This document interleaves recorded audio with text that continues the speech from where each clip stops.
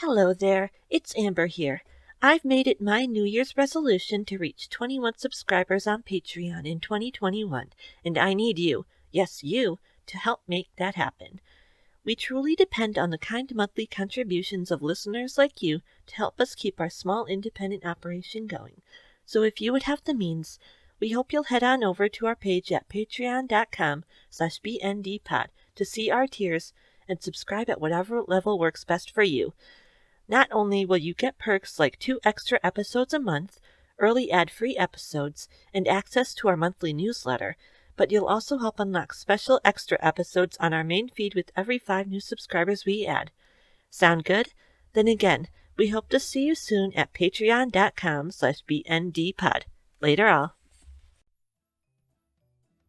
Page 21, April 23rd, 2021.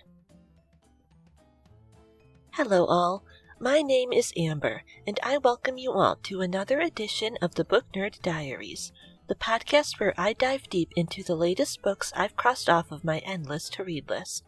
Please watch out for spoilers ahead, folks, and let's get our book nerd on. Loss is an incredibly powerful thing, isn't it? We take for granted small, everyday items like keys and remote controls, but you never really realize how important these things are until you lose them and end up missing your favorite TV show or running late for work. There are whole genres of storytelling that center upon a protagonist's fear of losing their mind. People can lose faith in something that they had once believed in with all their hearts. When someone you love leaves you, they take a piece of themselves with you that can never truly be replaced. The book that I'm excited to be talking about today, Labyrinth Lost by Zoraida Cordova, highlights all of these types of loss and the lengths that someone will go to in the name of getting back what was lost. As our book opens, we enter a flashback of our young protagonist, Alejandra, or Alex. She's a young bruja, or witch, secretly spying on her mother and her circle as they conduct a ritual to commune with the spirit of Alex's recently deceased Aunt Rosaria. Alex, unfortunately, interrupts the ritual when she is caught, and Aunt Rosaria's body rises in the center of the circle, walking towards her. Alex's mother, Carmen, stops the ritual and sends Alex back to bed, but not before the girl is traumatized by what she had seen. Fast forward to the modern day, and now a teenage Alex is woken up from her memory by her little sister, Rose. Rose had heard Alex's nightmare through her powers, an ability that is more than a little disturbing for Alex, and has come to check on her. As their mother had already left for work, Alex goes to prepare a batch of decidedly imperfect pancakes for herself and her sisters, Rose and Lula, for breakfast. To Alex's dismay, her sisters then enlist her help in preparing a canto, or spell, to hopefully awaken Alex's seemingly dormant powers. Alex's family hopes to initiate her fully into the world of brujas through a ceremony called a death day, a sort of quinceañera-esque celebration where newly minted brujas and brujos connect with the spirits of their departed ancestors. What Alex doesn't say is that she has deep misgivings about going through with the traditions, fearing what harm her powers might potentially do. Before she can say anything, however, she has to catch a ride to school with Lula and Lula's boyfriend, Max, who is driving them. On their way, a boy wanders into the road, and Max swerves to avoid him, causing a collision. While Max gets out of the car to confront the boy, Alex discovers that she has whiplash from the crash, and Lula quickly heals her before he returns, not thinking at all about the residual kickback that typically comes with using Max. With Alex now feeling better, they continue on their way to school, where Alex runs into her very best friend, Rishi. Rishi is an incredibly good-natured, free-spirited girl with a fashion sense that Alex envies, and her presence instantly calms Alex after the earlier chaos. They decide to walk together around the high school track when a bully viciously chucks a volleyball at Rishi's face, making her nose bleed. In pure anger, Alex feels a surge of magic flow from her, and a snake suddenly starts slithering out of the bully's mouth. After this, a vision of Alex's Aunt Rosaria appears to her, which causes the magic to flare up even further, and Alex rushes out of the school in a panic. She gets home, absolutely despondent about what had happened. Her sister Lula and her mother, however, are overjoyed with Alex's new power, and excited to prepare for her death day ceremony. They go the next day to get supplies at a shop run by a lady, a powerful sorceress, and Alex's aunt by marriage. She tells them that Alex is an enchantrix, a rare type of bruja blessed by the dios, or gods, to command every type of magic. Soon after, who else would walk into the shop but Nova, the mysterious brujo boy whom Max had almost run over the day before? After talking for a while with Alex and hearing of her fear of her powers, he suggests that there might be a way for her to rid herself of them for good. On the way back home, Alex and her family are pursued by a dangerous shadow demon called a maloscuro, which they barely survive the encounter with. Alex is convinced that she had drawn the monster to them, and so she makes a decision. She secretly grabs her family's spell book and finds a spell that will hopefully take away her magic permanently.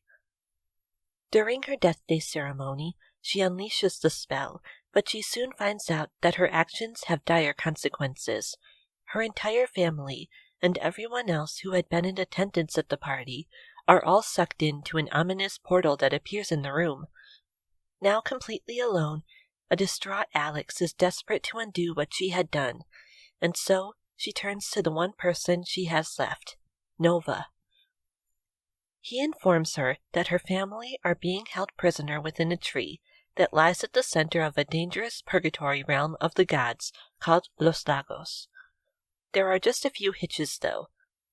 Basically, everything in Los Lagos has the potential to kill them, and the place is currently ruled over by a powerful being known as the Devourer, who will not give up her prisoners easily. He agrees to help her, for a fee of course, and so their desperate rescue mission begins. They take a portal to Los Lagos itself, and from there they must brave monsters, lost souls, enchantments, and the Devourer herself along the way to complete the task. I think what initially drew me to this book is how refreshingly unique a take it is on the otherwise pretty formulaic fantasy genre. The world of brujos and brujas you find in this book, and its subsequent sequels, contains a living, breathing mythology and sense of tradition all its own that seems both larger than life and completely mundane. Magic users connect to their pantheon of gods in such an intimate way that they almost feel like a more powerful extension of their family, and using feats of magic to accomplish the impossible seems as natural a part of life as going to work or school. What's more, I love the fact of how truly connected the bruja community is. Everyone gathers together for death days and other celebrations just like one would for a family reunion, conversing as easily as only those could who have known each other their entire lives. Though these characters have abilities others could not dream of, you can't help but feel like you know them somehow, or have known people just like them your whole life. A pure sense of comfortable belonging permeates the entire story, to the point where you never question why Alex would quite literally dive headfirst into the unknown for her family, or risk exposing her entire way of life to protect her dearest friend. After all, what else would you do for the ones you love? I will note that there are some fairly disturbing moments in this book, especially if you are sensitive to gore. So as always, please be sure to check out the content warnings in our show notes before checking out this book for yourself.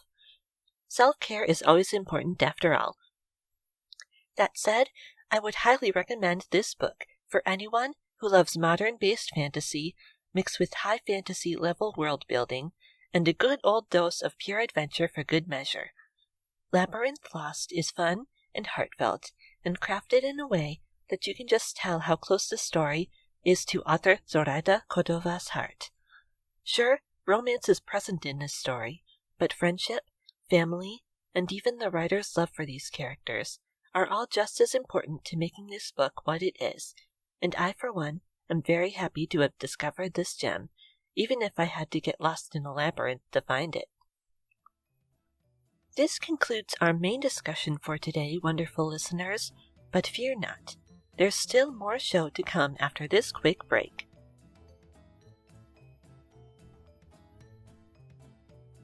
Are you an author, fellow podcaster, or small business owner looking to spread the word about your product or service?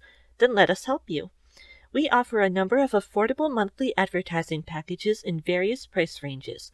So if you'd like to hear your ad here in future episodes, please head on over to our page at ko-fi.com/bndpod and click on the shop tab to see what works best for you.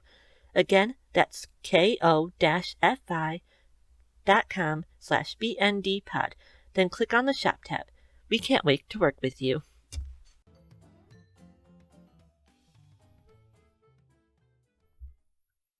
We're back, everyone. Thank you so much for sticking with us. Now that we're on the other side of our break, it is now time for that ultra-nerdy part of our show, the Trivia Corner, where I give you a trivia question related to today's book. Since Labyrinth Lost is based firmly in the borough of Brooklyn, New York, that's exactly where our question today is headed. Ready? Your question is, what iconic toy from history is credited with being invented in Brooklyn? Would it be A.